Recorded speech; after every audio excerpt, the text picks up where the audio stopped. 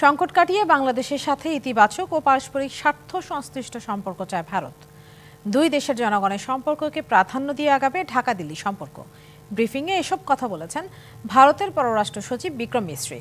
পরে বাংলাদেশের পররাষ্ট্র সচিব মোহাম্মদ জসিমউদ্দিন ব্রিফিংয়ে জানান, এদেশের অভ্যন্তরীণ বিষয়ে হস্তক্ষেপ না করতে ভারতের প্রতি আহ্বান জানানো হয়েছে। ৫ আগস্টের পট পরিবর্তনের পর থেকে ভারতের সাথে টানাপোড়েন চলছেই বাংলাদেশের। ভারতীয় গণমাধ্যমের নানা উস্কানিমূলক মন্তব্য কিংবা ভারতের বিভিন্ন নেতা ও শীর্ষ সরকারি কর্মকর্তাদের মন্তব্যও ছিল নেতিবাচক। এছাড়া আগরতলায় সহকারী হাই কমিশনে হামলা ও বাংলাদেশিদের সে দেশে চিকিৎসা কিংবা পর্যটনেও চরম বাধার মুখে পড়তে হচ্ছে। এমন সংকটময় বাস্তবতায় গত মঙ্গলবার ভারতীয় হাইকমিশনারকে জরুরি তলব করা হয় পররাষ্ট্র মন্ত্রণালয়ে। এর ঠিক ৬ দিন পর ঢাকায় ঝটিকা সফরে ভারতীয় পররাষ্ট্র সচিব বিক্রম মিশ্রি। সোমবার সকালে রাষ্ট্রীয় অতিথি ভবন পদ্মায় ঘণ্টাব্যাপী বৈঠক হয় দুই পররাষ্ট্র সচিবের। দুপুরে পররাষ্ট্র মন্ত্রণালয়ে পররাষ্ট্র উপদেষ্টার সাথে সৌজন্য সাক্ষাৎ করেন বিক্রম মিশ্রি। পরে ব্রিফিংয়ে বিক্রম মিশ্রি দুই দেশের সম্পর্ক এগিয়ে নেওয়ার কথা জানান। সংখ্যালঘুদের নিরাপত্তায় উদ্বেগ প্রকাশ করলেও ডক্টর ইউনূস ব্যবস্থা নেবেন বলে আশা তার। বাংলাদেশের সংখ্যালঘু সম্প্রদায়ের নিরাপত্তা এবং ভারতের সাংস্কৃতিক ও কূটনৈতিক স্থাপনায় হামলা নিয়ে উদ্বেগ রয়েছে ভারতের। তবে এ নিয়ে উদ্যোগ নেবে বাংলাদেশ সরকার, এমনটাই প্রত্যাশা দিল্লির। সংকট কাটিয়ে সম্পর্ক এগিয়ে নিতে ইতিবাচক দুদেশ। ভারত অর্থনৈতিক, সামাজিক ও রাজনৈতিক সম্পর্ক আরও জোরদার করতে চায়। পরে ব্রিফিংয়ে বাংলাদেশের পররাষ্ট্র সচিব বলেন, এই দেশের অভ্যন্তরীণ বিষয়ে ভারতকে নাক না গলানোর আহ্বান জানানো হয়েছে। বাংলাদেশের জুলাই আগস্ট বিপ্লব এবং বিপ্লব পরবর্তী সংখ্যালঘুদের প্রতি কথিত বৈরী আচরণ নিয়ে ভারতীয় গণমাধ্যমে অপপ্রচার, মিথ্যা তথ্য এবং বিভ্রান্তিকর বয়ান রয়েছে। সে বিষয়ে আমরা ভারত সরকারের প্রতি দৃষ্টি আকর্ষণ করে এ বিষয়ে যথাযথ পদক্ষেপের অনুরোধ জানিয়েছি। এই দিন টেলিফোনে কথা বলেন দুই সরকার প্রধান। এ সময় ভারতে অনুষ্ঠেয় গ্লোবাল সামিটে যোগদানের আমন্ত্রণ জানান নরেন্দ্র মোদী। আর সে আমন্ত্রণ গ্রহণ করেছেন ডক্টর মোহাম্মদ ইউনূস। আলোচনার পর ভারতের পররাষ্ট্র সচিব সুলতানা স্বর্ণা, ডিবিসি নিউজ, ঢাকা। বাংলাদেশকে রাজনৈতিক, অর্থনৈতিক ও নৈতিক সমর্থন দেবে ইউরোপীয় ইউনিয়ন। ইইউর ১৯ দেশের রাষ্ট্রদূতের সাথে বৈঠক শেষে কথা জানিয়েছেন প্রধান উপদেষ্টা ডক্টর মোহাম্মদ ইউনূস। এ সময় ভিসা সেন্টার দিল্লি থেকে সরিয়ে ঢাকায় অথবা প্রতিবেশী কোনো দেশে স্থানান্তরের অনুরোধ করেন তিনি। দুপুর ১২টা থেকে প্রধান উপদেষ্টা কার্যালয় শাপলায় ইইউর ১৯ সদস্যের প্রতিনিধি দলের বৈঠক হয়। অন্তর্বর্তী সরকারের সংস্কার ও নির্বাচন প্রক্রিয়া সম্পর্কেও ইইউ প্রতিনিধিদের সাথে আলোচনা করেন ডক্টর ইউনূস। এ সময় বাংলাদেশ সম্পর্কে ব্যাপক আকারে অপতথ্য ছড়ানো হচ্ছে বলেন তিনি। সংস্কার প্রক্রিয়ায় প্রধান উপদেষ্টাকে পূর্ণ সমর্থন জানান ইইউ প্রতিনিধিরা। এছাড়া বিভিন্ন পরামর্শ ও সুপারিশ জানিয়ে নতুন বাংলাদেশ গড়ার লক্ষ্যে পাশে থাকার প্রতিশ্রুতিও দেন তারা। রোহিঙ্গা সংকট সমাধান এবং বাংলাদেশের অর্থনৈতিক উন্নয়নে আপনাদের সহযোগিতা প্রয়োজন।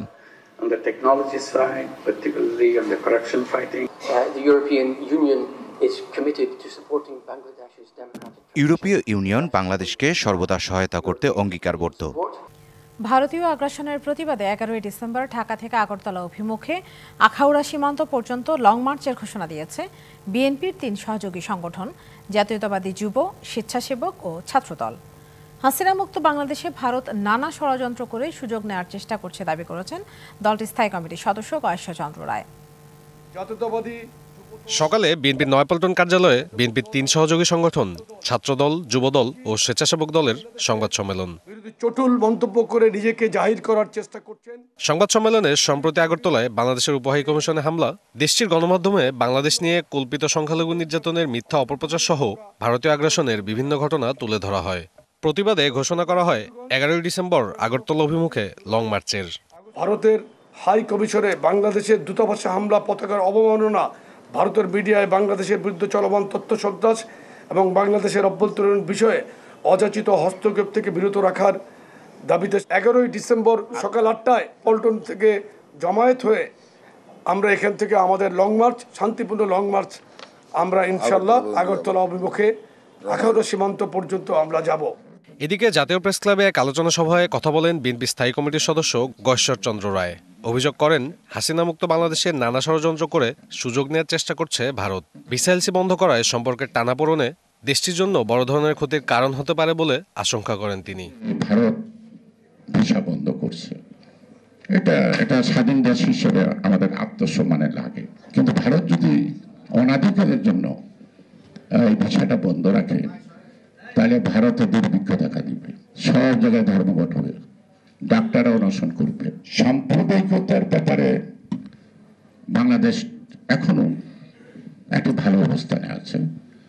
এটাকে অস্থিতিশীল করা পত্রিকায় লিখিয়ে তারা পারবে না। বাংলাদেশে ভারতীয় অপপ্রচার রুখতে দেশের জাতীয় ঐক্য গড়ে উঠেছে বলেও জানান গয়েশ্বর চন্দ্র রায়। এরকম সময় কিন্তু মানুষের মধ্যে ঐক্য আসে। সাব্বির রোজ, ডিবিসি নিউজ, ঢাকা। সাদা পোশাকে কাউকে গ্রেপ্তার করা যাবে না বলে জানিয়েছেন স্বরাষ্ট্র উপদেষ্টা অবসরপ্রাপ্ত লেফটেন্যান্ট জেনারেল মোহাম্মদ জাহাঙ্গীর আলম চৌধুরী। সকালে খুলনা জেলা শিল্পকলা একাডেমি অডিটোরিয়ামে আইন শৃঙ্খলা নিয়ে মতবিনিময় সভায় তিনি কথা জানান। 5ই আগস্ট লুট হওয়া অস্ত্র আশানুরূপভাবে উদ্ধার হয়নি উল্লেখ করে দ্রুত তা উদ্ধারের নির্দেশ দেন তিনি। পাশাপাশি কোনো তদবির ছাড়া নিয়োগ প্রক্রিয়া সম্পন্ন করতে আইন শৃঙ্খলা বাহিনীকে তেলবাজি বন্ধ করার আহ্বান জানান। এ সময় ভারতের অপপ্রচার বিষয়ে বলেন, 15 বছরে সুবিধা ভোগ করা প্রতিবেশী দেশ এখন আর সুবিধা পাচ্ছে না বলে এসব অপপ্রচার চালাচ্ছে। সিভিল ড্রেসে কাউকে অ্যারেস্ট করা চলবে না। সিভিল ড্রেস আছে সে প্রথম তার আইডেন্টিটিটা শো করবে যে এই আমার আইডি কার্ড। আর কোনো নিরপরাধ যেন শাস্তি না পায়, এই দিকে আপনার খেয়াল রাখতে হবে। ভুয়া মামলাকারীদের আমরা কোনো অবস্থায় ছাড় দিব না, সব ভুয়া মামলাকারীদের আমরা আইনের আওতায় আনব। জুলাই আগস্ট আন্দোলনে কিছু পুলিশ সদস্যের ভূমিকার জন্য ক্ষমা চাইলেন ঢাকা মহানগর পুলিশ কমিশনার শেখ মোহাম্মদ সাদ্দাত আলী।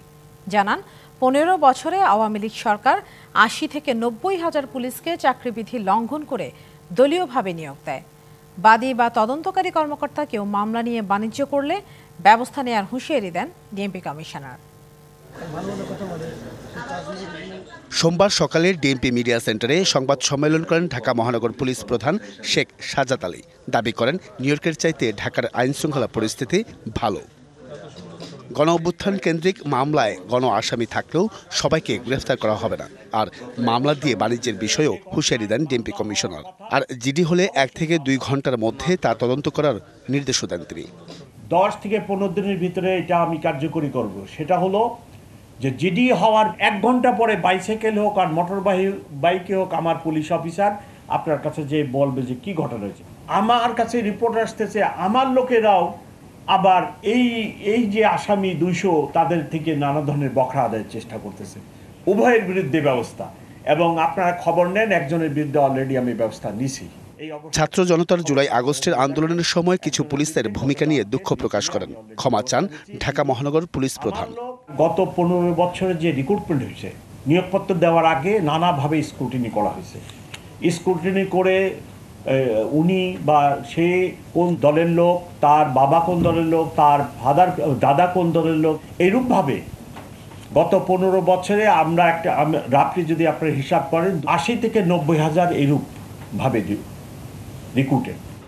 ঢাকা মহানগরের প্রধান সমস্যা যানজট স্বীকার করলেও প্রধান সড়কে ব্যাটারি চালিত অটোরিকশা বন্ধ করতে না পারার দায় নিতে নারাজ DMP.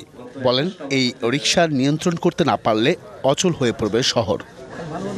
Ariful Islam, DBC news, Dhaka.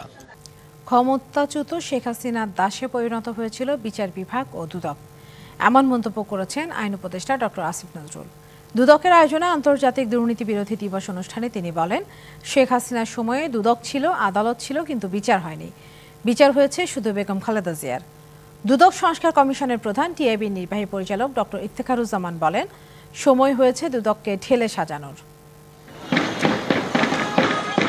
9 December Bangladesh সহ বিশ্বের 191টি দেশে একযোগে উদযাপিত হয় আন্তর্জাতিক দুর্নীতি বিরোধী দিবস।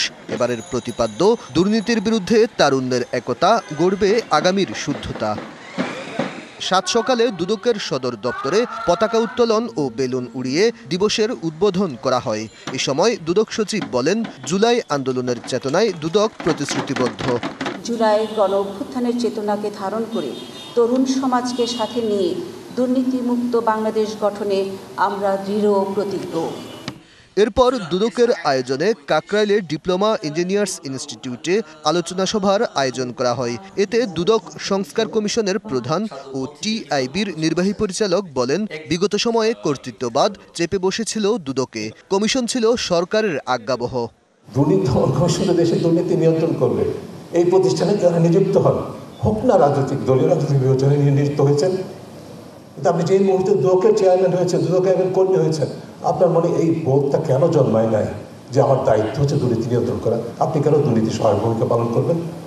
আইন উপদেষ্টা অধ্যাপক ডক্টর আসিফ নজরুল বলেন, 15 বছরে শেখ হাসিনার আজ্ঞাবহ ছিল দুদক। দুদক তো ছিল, উচ্চ আদালত ছিল, কোনো বিচার হয়েছে? কিচ্ছু হয় নাই বিচার। বিচার কার হতো? খালেদা জিয়ার বিচার। 3 কোটি টাকা ব্যাংকে থেকে 6 কোটি টাকা হয়েছে, ওই টাকা কেউ টাচ করে নাই। সেই জন্য 3 বারের সাবেক প্রধানমন্ত্রীকে 10 বছরে জেল দিয়ে দিয়েছে এই দেশের দুদক বিচার বিভাগ মিলে। সেই চোর প্রধানমন্ত্রী, যার পুরা পরিবার ছিল চোর, সে সারা দেশে বলে বেড়াতো এতিমের টাকা নাকি খালেদা জিয়া আত্মসাৎ করেছে। এই চোরের মুখের সামনে কেউ কোনো কথা বলতে পারতো না। দুদক তার দাসে পরিণত হয়েছিল, বিচার বিভাগ তার দাসে পরিণত হয়েছিল। দুদকের নেতৃত্ব শূন্য অবস্থা কাটাতে শিগগিরই চেয়ারম্যান কমিশনার নিয়োগ করা হতে পারে বলে জানান আইন উপদেষ্টা। এত বড় বড় দুর্নীতি দেশে হয়েছে, দুদককে অবশ্যই সচল করতে হবে। Aditya Rafat, DBC news, Dhaka. সারা দেশের বাজারে চলমান সংকটের মধ্যেই সয়াবিন তেলের দাম বাড়িয়েছে সরকার। বোতলজাত ও খোলা সয়াবিন তেল লিটারে 8 টাকা বেড়েছে। ভোজ্য তেলের দাম নির্ধারণ নিয়ে সচিবালয়ে ব্যবসায়ীদের সাথে বৈঠক শেষে এ কথা জানান বাণিজ্য উপদেষ্টা শেখ বশিরউদ্দিন। তিনি জানান, বোতলজাত সয়াবিন তেল লিটারে 8 টাকা বাড়িয়ে 175 টাকা নির্ধারণ করা হয়েছে, আর খোলা সয়াবিন তেল লিটারে 8 টাকা বাড়িয়ে 157 টাকা নির্ধারণ করা হয়েছে। উপদেষ্টা জানান, আন্তর্জাতিক বাজারে দাম বৃদ্ধির কারণে সরবরাহ সংকট হওয়ায় ভোজ্য তেলের দাম বাড়ানো হয়েছে।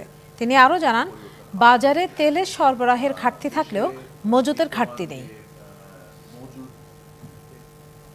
দেশে বিদ্যমান যে মজুদ তেলের আছে তা যথেষ্ট সন্তোষজনক, মজুদে কোনো ঘাটতি নেই। অনুমানের উপরে ভিত্তি করে যে একটা মজুদ তৈরি হয়, আমরা আশা করি যে আমরা সমস্ত কিছু বাস্তব ভিত্তিকভাবে নির্ণয় করার ফলে এই অনুমান নির্ভর মজুদদারিটা আজকের থেকে ইনশাল্লাহ বন্ধ হবে। আজকে থেকেই ওনাদের সরবরাহ ব্যবস্থাকে স্বাভাবিক করবেন। জনগণকে স্বস্তি দিতে নিত্যপণ্যে ব্যাপক কর ছাড় দিয়েছে এনবিআর। এতে রাজস্ব আদায় কমলেও বাজার পরিস্থিতি সহনীয় হলে আবারও ভ্যাট বাড়ানো হবে, এ কথা জানিয়েছেন এনবিআর চেয়ারম্যান আব্দুর রহমান খান। বিকেলে নিজস্ব ভবনে বিশ্ব ভ্যাট দিবস ও ভ্যাট সপ্তাহ উপলক্ষে সংবাদ সম্মেলনে এ কথা জানান তিনি। এনবিআর চেয়ারম্যান জানান, ভ্যাট আদায়ে যে ঘাটতি তৈরি হয়েছে তা 6 মাসের মধ্যে পূরণ করা হবে। এ সময় কারো বিরুদ্ধে অনিয়ম পেলে কঠোর ব্যবস্থা নেওয়ার হুঁশিয়ারি দেন এনবিআর চেয়ারম্যান। জানান, পরিস্থিতি ভালো হলে কর ছাড় কমানো হবে, ব্যবসায়ীদের আস্থায় এনে কাজ করা হবে।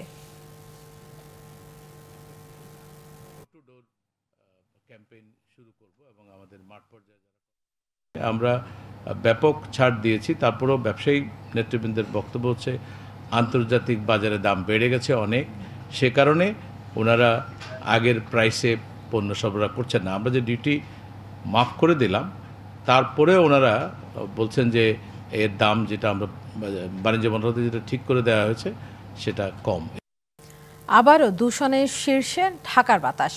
সকাল 8টায় বিশ্বের 126টি দূষিত শহরের মধ্যে বায়ুর মান 305 স্কোর নিয়ে সবচেয়ে খারাপ অবস্থানে ছিল ঢাকা, যা বিশ্ব স্বাস্থ্য সংস্থার মান মাত্রার চেয়ে 45% বেশি। এরপরই আছে মিশরের কায়রো, স্কোর 211। বাতাসের মান নিয়ে কাজ করা সুইজারল্যান্ড ভিত্তিক প্রতিষ্ঠান আইকিউওয়্যার এই সূচক তুলে ধরে।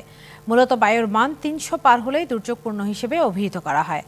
বায়ুর মানের হিসেবে আজ রাজধানীর সবচেয়ে দূষিত 3 শীর্ষ এলাকা ইস্টার্ন হাউজিং, যার স্কোর 521, পুরান ঢাকার বেচারামদেউরি, যার স্কোর 473 ও ঢাকার মার্কিন দূতাবাস এলাকা, যার স্কোর 429।